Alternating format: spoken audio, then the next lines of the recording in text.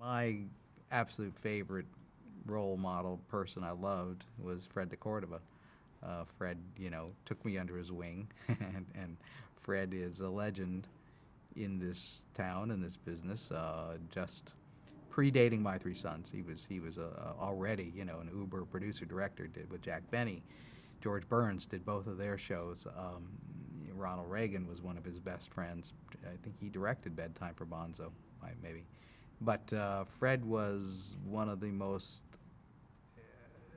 articulate, most witty, acerbic, fastest lightning wit that you will ever encounter, and would cut people to ribbons with his tongue. I mean, he had that kind of.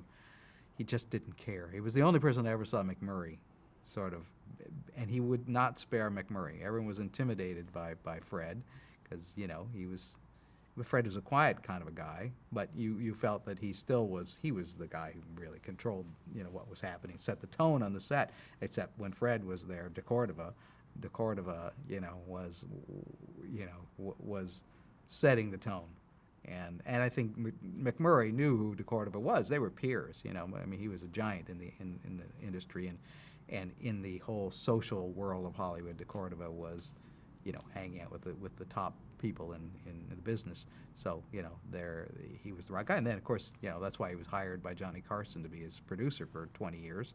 Is that Fred knew everybody in the world, and De Cordova, that is, and he also was not intimidated by anyone. But Fred, I absolutely adored Fred, and Fred would take me to baseball games with Jack Benny, and and I'd hang out with Fred every night. We'd go watch, the dailies together. He'd, have his drink. I'd have some kind of drink as well, uh, and he's just a great companion, just a great guy.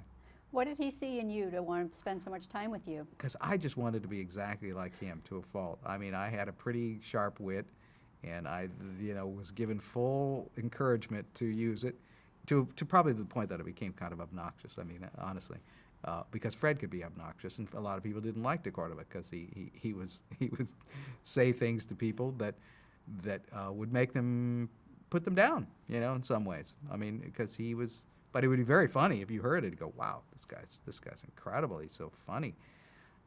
But I became, I molded myself in his image as best as I could, because I thought he was hysterically funny. Everything, about him was funny, and he was just a very charismatic man, and so Fred loved that, and Fred introduced me to all of his people, Lee Marvin and Jack Lemmon, and all the people. We'd go over to their sets and hang out and smoke cigars and whatever.